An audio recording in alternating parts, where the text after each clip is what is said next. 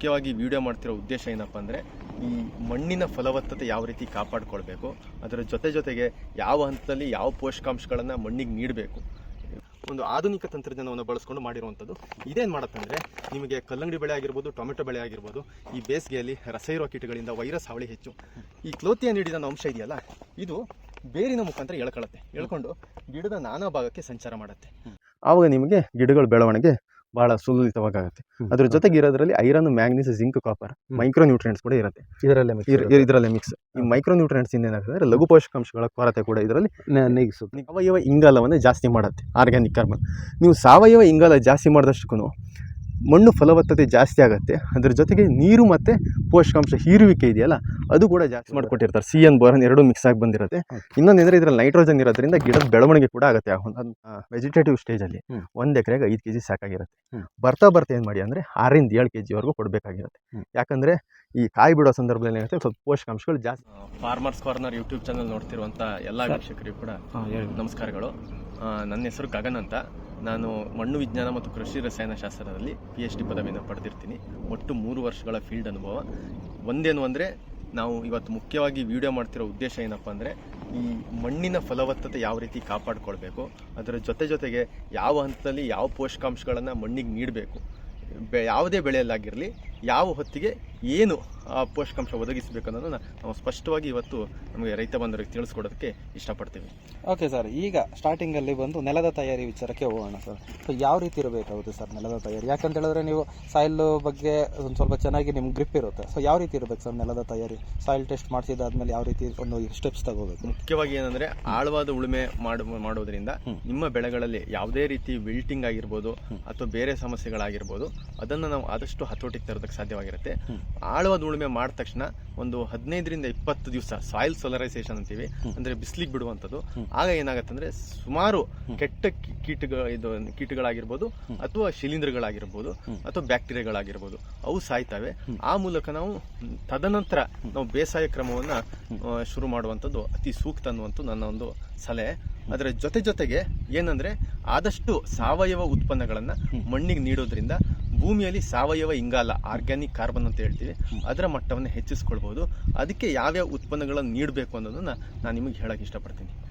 Sir, ಈಗ ಮೊದಲನೇದಾಗಿ ಗೊಬ್ಬರದ ವಿಚಾರಕ್ಕೆ ಬಂದಾಗ ಹೇಳಿ ಸರ್. ಮೊದಲನೇದಾಗಿ ನಾವು ಸುಮಾರು ವರ್ಷಗಳಿಂದ ನೋಡ್ತಾ ಇದ್ದೀವಿ, ಯೂರಿಯಾವನ್ನು ರೈತರು ಯಥೇಚ್ಛವಾಗಿ ಉಪಯೋಗಿಸ್ತಿದ್ದಾರೆ. ಯೂರಿಯಾ ಏನು ಮಾಡುತ್ತೆ ಅಂದರೆ ಬರೀ ಅದರಲ್ಲಿ 46% ನೈಟ್ರೋಜನ್ ಇರುತ್ತೆ. ಅದರಿಂದ ಏನಾಗುತ್ತಂದರೆ ಈ ಪೋಷಕಾಂಶಗಳು ಸಮತೋಲಿತವಾಗಿರಲ್ಲ. ಅಂದರೆ ನೈಟ್ರೋಜನ್ ಜಾಸ್ತಿ ಆದಷ್ಟು ಕೆಲವೊಂದು ಪೋಷಕಾಂಶಗಳು ಕಡಿಮೆ ಆಗುತ್ತೆ, ಮತ್ತು ಗಿಡಗಳಲ್ಲಿ ಒಂದು ರೋಗ ಬಾಧೆ ಹೆಚ್ಚಾಗ್ತಾನೆ ಹೋಗುತ್ತೆ. ಹಾಗಾಗಿ ನಾವು ಶಿಫಾರಸು ಮಾಡುವಂಥದ್ದು ಇತ್ತೀಚಿನ ದಿನಗಳಲ್ಲಿ ರೈತರಿಗೆ 9-24-24 1 ಎಕರೆಗೆ 2 ಮೂಟೆ, DAP 1 ಮೂಟೆ, MOP 1 ಮೂಟೆ. ನಾವು 9-24-24 ಜಾಸ್ತಿ ಯಾಕೆ ರೈತರಿಗೆ ಬಳಸಿ ಅಂತ ಹೇಳ್ತೀವಿ ಅಂದರೆ ಅದ್ರ ಜೊತೆಗೆ NPK ಜೊತೆಗೆ ಅದರಲ್ಲಿ zinc, boron, iron, magnesium, sulphur ಇರುತ್ತೆ. ಹಾಗಾಗಿ ಲಘು ಪೋಷಕಾಂಶವನ್ನು ನಾವು ಸಪ್ರೇಟಾಗಿ ಕೊಡೋದು ಬೇಡ. ಅದರ ಜೊತೆಗೆ ಒಂದು ತ್ವರಿತವಾಗಿ ಈ ಕಲ್ಲಂಗಡಿ ಬೆಳೆ ಆಗಿರ್ಬೋದು, ಟೊಮೆಟೊ ಬೆಳೆ ಆಗಿರ್ಬೋದು 60, 90, 120, 150 ದಿವಸದೊಳಗಡೆ ಎಲ್ಲ ಮುಗ್ದೋಗ್ಬಿಡುತ್ತೆ. ಹಾಗಾಗಿ ಆದಷ್ಟು ಬೇಗನೆ ಪೋಷಕಾಂಶಗಳು ಇಂಥ ಸಸಿಗಳಿಗೆ ಸಿಗೋ ರೀತಿ ಸಹಾಯ ಮಾಡುತ್ತೆ. ಅದರ ಜೊತೆಗೆ ನಾವು ಏನು ಹೇಳ್ತೀವಿ ಅಂದರೆ ನೀವು ಆದಷ್ಟು ಸಾವಯವ ಉತ್ಪನ್ನಗಳನ್ನು ಬಳಸಿ. ನೀವು ಹೇಗಿದ್ರೂ ಕೊಟ್ಟಿಗೆ ಗೊಬ್ಬರ ಹಾಕಿರ್ತೀರ, ಒಂದು 12 ರಿಂದ 20 ಟನ್ವರೆಗೂ ಹಾಕಿರ್ತೀರಾ. ಅದ್ರ ಜೊತೆಗೆ ಈ humic acid, fulvic acid, amino acid, seaweed extract, ಅದರ ಜೊತೆಗೆ ಸೂಕ್ಷ್ಮಾಣು ಜೀವಿಗಳಿರುವಂಥ ಕೆಲವು ಉತ್ಪನ್ನಗಳು ಬರ್ತವೆ. ಅದರಲ್ಲಿ ಲಾಟು ಅನ್ನುವಂಥದ್ದು. ಈ ಲಾಟು ಒಂದು ಕಂಪ್ಲೀಟ್ಲಿ ಒಂದು ಆರ್ಗ್ಯಾನಿಕ್ ಬಯೋಫರ್ಟಿಲೈಸರು, ಸಾವಯವ ಉತ್ಪನ್ನವಾಗಿದ್ದು ಇದೇನು ಮಾಡುತ್ತಂದರೆ ಮಣ್ಣಿನಲ್ಲಿ ಸಾವಯವ ಇಂಗಾಲವನ್ನು ಜಾಸ್ತಿ ಮಾಡುತ್ತೆ, ಆರ್ಗ್ಯಾನಿಕ್ ಕಾರ್ಬನ್. ನೀವು ಸಾವಯವ ಇಂಗಾಲ ಜಾಸ್ತಿ ಮಾಡಿದಷ್ಟಕ್ಕೂ ಮಣ್ಣು ಫಲವತ್ತತೆ ಜಾಸ್ತಿ ಆಗುತ್ತೆ. ಅದರ ಜೊತೆಗೆ ನೀರು ಮತ್ತು ಪೋಷಕಾಂಶ ಹೀರುವಿಕೆ ಇದೆಯಲ್ಲ ಅದು ಕೂಡ ಜಾಸ್ತಿ ಆಗುತ್ತೆ. ಅದರ ಜೊತೆಗೆ ಗಿಡಕ್ಕೆ ಒಂದು ಇಮ್ಯುನಿಟಿ ಸಿಕ್ಕಂಗಾಗುತ್ತೆ. ಈಗ ನಾವು ಜ್ವರ ಬಂದಾಗ ಏನು ಟಾನಿಕ್ ತಗೊಳ್ತೀವಲ್ಲ, ಅದರಿಂದ ನಮಗೊಂದು ಶಕ್ತಿ ಬರುತ್ತೆ. ಅದರ ಥರನೇ ಗಿಡಕ್ಕೆ ಒಂದು ಇಮ್ಯುನಿಟಿ ಸಿಸ್ಟಮ್ ಜಾಸ್ತಿ ಆಗುತ್ತೆ. ಆಗ ಏನೇ ರೀತಿ ಹವಾಮಾನ ವೈಪರೀತ್ಯ ಆಗಿರಲಿ, ಅತಿಯಾದ ಮಳೆ, ಅತಿಯಾದ ಬಿಸಿಲು, ಶೀತ ವಾತಾವರಣ ಏನೇ ಆಗಿರಲಿ ಅದರ ವಿರುದ್ಧವಾಗಿ ಒಂದು ಪ್ರತಿರೋಧಕ ಶಕ್ತಿ ಬರುತ್ತೆ. ಈ ಲಾಟುವನ್ನಂತೂ 1 ಎಕರೆಗೆ 8 kgವರೆಗೂ ಬಳಸ್ಬೋದು. ಅದೇ ಪ್ಲಾಂಟೇಶನ್ ಕ್ರಾಪ್ಸ್, ಈ ಅರೆಕನಟ್ಟು ಅಂಥದ್ರಲ್ಲಿ ಎಕರೆಗೆ 12 kgವರೆಗೂ ಹೋಗ್ಬೋದಾಗಿರುತ್ತೆ. ಅದರ ಜೊತೆಗೆ ಸುಮಿಬ್ಲು ಡೈಮಂಡ್, ಇದರಲ್ಲಿ ಗಿಬ್ರಿಲಿಕ್ ಆಸಿಡ್ 0.1% ಇರುತ್ತೆ. ಜೀವಕೋಶಗಳ ವಿಭಜನೆ ಆಗುವಂತ ಕ್ರಿಯೆ ಇದು ಜಾಸ್ತಿ ಮಾಡುತ್ತೆ. ಅದರಿಂದ ನೀವು ಈ ಕೊರೆಯಲ್ಲಿ ಹೆಚ್ಚಾಗಿ ರೈತರ ಒಂದು ಸಮಸ್ಯೆ ಹೇಳೋದಿದೆ, ಗಿಡ ಬೇಗನೆ ಡೆವಲಪ್ ಆಗ್ತಾ ಇಲ್ಲ ಅಂತ. ಇದು ನೀವು ಎಕರೆಗೆ 5 kg ಗೊಬ್ಬರದಲ್ಲಿ ಕಾಳುಗೊಬ್ಬರದಲ್ಲಿ ಮಿಕ್ಸ್ ಮಾಡ್ಕೊಂಡು ಬಿಟ್ರೆ ನಿಮ್ಮ ಗಿಡ ಬೇಗನೆ ಡೆವಲಪ್ ಆಗುತ್ತೆ. ಅದರ ಜೊತೆಗೆ ಸಂತಾನ ಎಂಬ ಒಂದು ಉತ್ಕೃಷ್ಟವಾದ ಒಂದು ಆಧುನಿಕ ತಂತ್ರಜ್ಞಾನವನ್ನು ಬಳಸ್ಕೊಂಡು ಮಾಡಿರುವಂಥದ್ದು.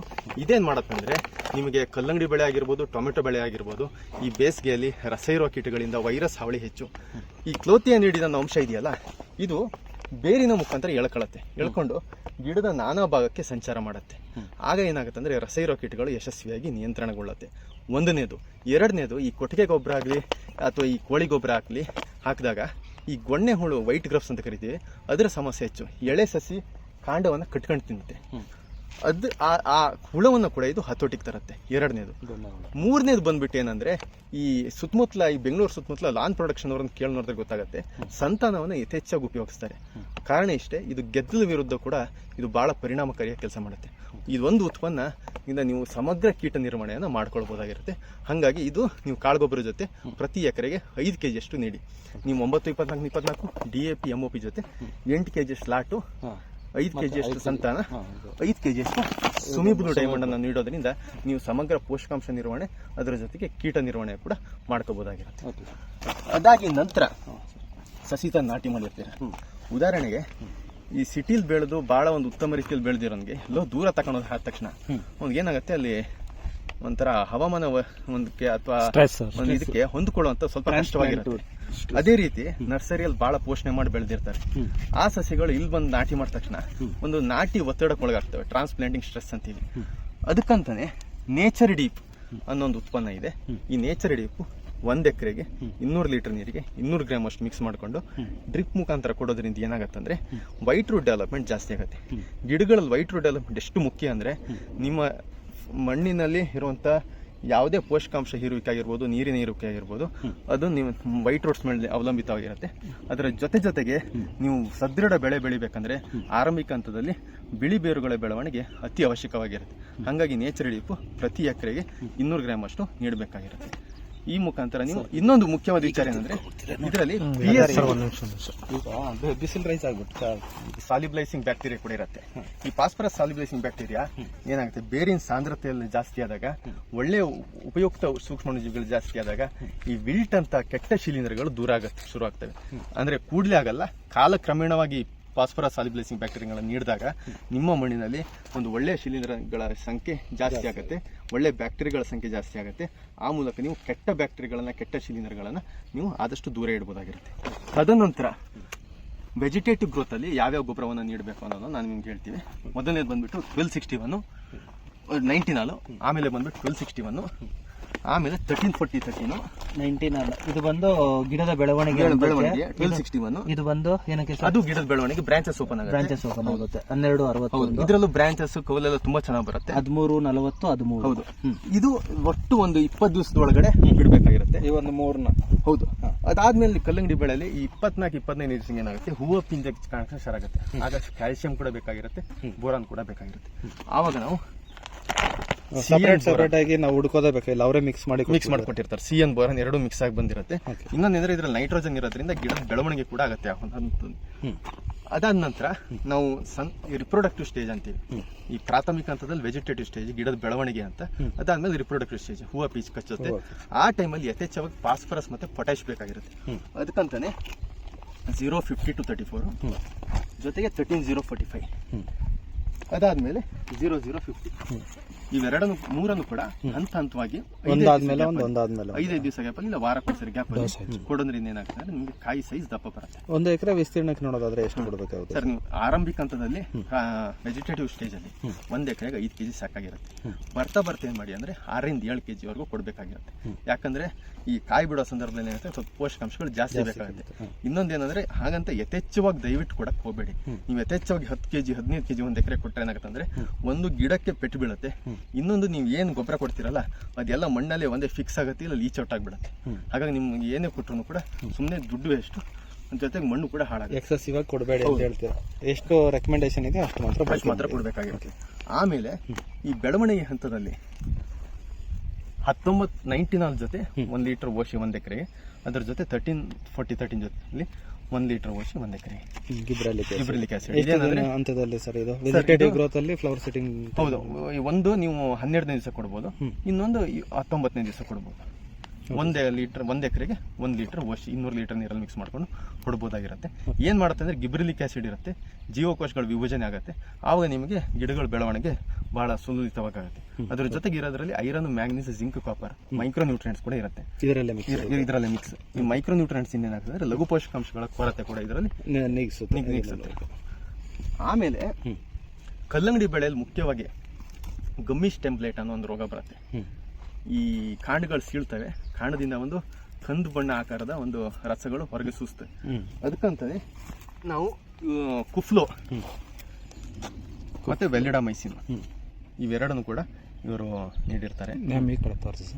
ಕುಫ್ಲೋ ಈ ಕಡೆ ತೋರಿಸಿ, ವ್ಯಾಲಿಡಾಮೈಸಿನ್ ಇವೆರಡು ಒಂದು ಡ್ರಿಪ್ ಮುಖಾಂತರ ಕೊಡುವಂಥದ್ದು. 200 ಲೀಟರ್ ನೀರಿಗೆ 1/2 ಲೀಟರ್ ಕುಫ್ಲೋ, 1/2 ಲೀಟರ್ ವೆಲಿಡಾಮೈಸಿನ್.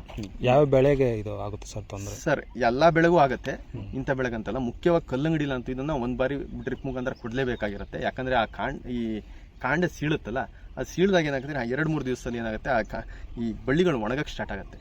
ಇನ್ನೊಂದೇನಂದ್ರೆ ಇದನ್ನ ಬಿಟ್ಟಾಗ ನೀವು ಫಿಸೇರಿಯಾ ಮಿಲ್ಟು, ಬ್ಯಾಕ್ಟೀರಿಯಲ್ ಮಿಲ್ಟು ಅದನ್ನು ಕೂಡ ತಡೆಗಟ್ಟಬಹುದಾಗಿರುತ್ತೆ. ಫಿಸೇರಿಯಾ ಮಿಲ್ಟ್ ಎಲ್ಲ ಕಂಟ್ರೋಲ್ ಆಗುತ್ತೆ ಕೆಲವು ಭೂಮಿಲಿ ಕಂಟ್ರೋಲ್ ಆಗುತ್ತೆ. ನಾವು 100% ಫಿಸೇರಿಯಾ ಮಿಲ್ಟ್ನ ತಕ್ಷಣ ಕಂಟ್ರೋಲ್ ಮಾಡ್ಕೊಳಕ್ಕಾಗತ್ತೆ ಅನ್ನೋದು ಕಷ್ಟ. ಆದ್ರೆ ಫಿಸೇರಿಯಾ ಮಿಲ್ಟ್ ಮತ್ತೆ ಬ್ಯಾಕ್ಟೀರಿಯಲ್ ಮಿಲ್ಟ್ ಇರೋದು ಕೂಡ ಇದು, ಯಾಕಂದ್ರೆ ಕಾಪರ್ ಇರುತ್ತೆ. ಮುಖ್ಯವಾಗಿ ಇನ್ನೊಂದು ನಾವು ಕುಫ್ಲೋನ ಏನಕ್ಕೆ ಜಾಸ್ತಿ ರೆಕಮೆಂಡ್ ಮಾಡ್ತೀವಿ ಅಂದ್ರೆ, ಇದು ಟ್ರೈಬೇಸಿಕ್ ಕಾಪರ್ ಸಲ್ಫೇಟ್ ಅಂತ ಲಿಕ್ವಿಡ್ ಫಾರ್ಮುಲೇಷನ್ ಅಲ್ಲಿ ಇರುತ್ತೆ. ಎಲ್ಲಾ ಶಿಲೀಂಧ್ರನಾಶಕದ ಜೊತೆ ಇದು ಬೆರೆಯುತ್ತೆ. ಮತ್ತೆ ಪೌಡರ್ ಫಾರ್ಮುಲೇಷನ್ ತರ ಇದು ಮೇಲ್ಗಡೆ ತೇಲಾಡೋದಾಗ್ಲಿ ಆ ಥರ ಏನೂ ಆಗಲ್ಲ. ಬಹಳ ಚೆನ್ನಾಗಿ ಕಂಪೇಟಬಿಲಿಟಿ ಇದೆ, ಚೆನ್ನಾಗಿ ಮಿಕ್ಸ್ ಆಗುತ್ತೆ. ಅದಾದ್ಮೇಲೆ ಈ 48-52 ದಿವಸದ ಮಧ್ಯೆ ಕಾಯಿ ಸೈಜ್ ಒಂದು ಸ್ವಲ್ಪ ದಪ್ಪಾಗಬೇಕು ಅಂತ ಅಂದ್ಕೊಂಡಾಗ ನಾವೇನು ಮಾಡ್ತೀವಿ ಅಂದರೆ, ಈ ಪ್ರೋಜಿ ಬಿಜಿ ಅನ್ನೋ ಒಂದು ಪ್ರಾಡಕ್ಟು, ಗಿಬ್ರಲಿಕ್ ಆಸಿಡ್ ಇರುತ್ತೆ ಇದರಲ್ಲೂ, ಇದನ್ನು ನಾವು ನೀಡ್ತೀವಿ. ಇದೇನು ಮಾಡುತ್ತಂದರೆ, ಈ ಜೀವಕೋಶಗಳ ವಿಭಜನೆಯಿಂದ ಈ ಹಣ್ಣಿನ ಗಾತ್ರ ಏನಿದೆ ಅದನ್ನು ಜಾಸ್ತಿ ಮಾಡುತ್ತೆ. ನಿಮ್ಗೆ ಹಣ್ಣಿನ ಗಾತ್ರ ಜಾಸ್ತಿ ಪಡಿಬೇಕಂದ್ರೆ ಇದನ್ನು ಉಪಯೋಗಿಸ್ಬೋದು. ಇನ್ನೊಂದೇನೆಂದರೆ, ಹಣ್ಣು ದೀರ್ಘಾವಧಿ ಬಾಳಿಕೆ ಕೂಡ ಬರುತ್ತೆ. ಎಷ್ಟು ಕೊಡ್ಬೇಕು ಸರ್? 1 ಎಕರೆಗೆ ಡ್ರಿಪ್ ಮುಖಾಂತರ ಆದರೆ 25 ಗ್ರಾಮ್. 25 ಅಷ್ಟೇ ಸರ್. ನೀವು CN ಬೋರನ್ ಜೊತೆ ಮಿಕ್ಸ್ ಮಾಡಿಕೊಟ್ರೆ ಇನ್ನೂ ಉತ್ತಮ, ಚೆನ್ನಾಗಿರುತ್ತೆ. Okay sir. ಸೊ ಇದಿಷ್ಟು ಒಂದು ಗೊಬ್ಬರಗಳ ವಿಚಾರ ಸರ್. ಯಾವುದೇ ಒಂದು ಈಗ ಪರ್ಟಿಕ್ಯುಲರ್ ಆಗಿ ಈಗ ಒಂದು ಕಲ್ಲಂಗಡಿ ಬೆಳೆಯಲ್ಲಿ ಇದೀರಿ ಅಂತ ಹೇಳ್ಬಿಟ್ಟು ಇದಕ್ಕೆ ಸೀಮಿತವಾಗಿಲ್ಲ, ಎಲ್ಲ ಬೆಳೆಗೂ ಆಗುತ್ತೆ. ಹೌದು, ಎಲ್ಲ ಬೆಳೆಗೂ ಆಗುತ್ತೆ. ನೀವು ಪ್ರಾಥಮಿಕ ಹಂತದಲ್ಲಿ ಆದಷ್ಟು ನೈಟ್ರೋಜನ್, ಫಾಸ್ಫರಸ್ ಇರೋ ಗೊಬ್ಬರ ಜಾಸ್ತಿ ಕೊಡಿ. ಒಂದು ಬಾರಿ ಲಘು ಪೋಷಕಾಂಶವನ್ನು ಕೊಡಿ. ಯಾವಾಗ ವೆಜಿಟೇಟಿವ್ ಸ್ಟೇಜ್ ಮುಗಿಸ್ಕೊಂಡು ಈ ರಿಪ್ರೊಡಕ್ಟಿವ್ ಸ್ಟೇಜು, ಈ ಸಂತಾನೋತ್ಪತ್ತಿ ಅಂತ ಹೇಳ್ತೀವಿ, ಆ ಸ್ಟೇಜಿಗೆ ಬಂದ ತಕ್ಷಣ ಫಾಸ್ಫರಸ್ ಮತ್ತೆ ಪೊಟ್ಯಾಶ್ ಇರೋದು ಜಾಸ್ತಿ ಕೊಡಿ. ಅದ್ರ ಜೊತೆಗೆ ಒಂದು ಸ್ವಲ್ಪ ಬೋರಾನ್, ಕ್ಯಾಲ್ಸಿಯಂ ಕೂಡ 1-2 ಕೊಡಬೇಕಾಗುತ್ತೆ. ಅಂದ್ರೆ ಹೂವು ಇದು ಸೆಟ್ಟಿಂಗ್ ಆಗುತ್ತೆ ಚೆನ್ನಾಗಿ ಹಿಡಿಯೋದಕ್ಕೆ. ಓಕೆ ಸರ್, ಒಂದು ಗೊಬ್ಬರಗಳ ಬಗ್ಗೆ ಮಾಹಿತಿ ಅಂದರೆ ಹಂತವಾಗಿ ಯಾವ ರೀತಿ ಕೊಡಬೇಕು, ಎಷ್ಟೆಷ್ಟು ಕೊಡಬೇಕು, ಯಾವೆಲ್ಲ ಗೊಬ್ಬರಗಳು ಇದೆ ಅಂತ ಹೇಳ್ಬಿಟ್ಟು ಒಂದು ಎಕ್ಸ್ಪ್ಲನೇಷನ್ ಕೊಟ್ಟಿದ್ದಕ್ಕೆ ನಿಮಗೆ ನಮ್ಮ ಕಡೆಯಿಂದ ಮತ್ತು ಯಾರೆಲ್ಲ ವಿಡಿಯೋ ನೋಡಿದಾರೋ ಅವ್ರ ಕಡೆಯಿಂದೆಲ್ಲ ನಿಮಗೆ ಧನ್ಯವಾದಗಳು.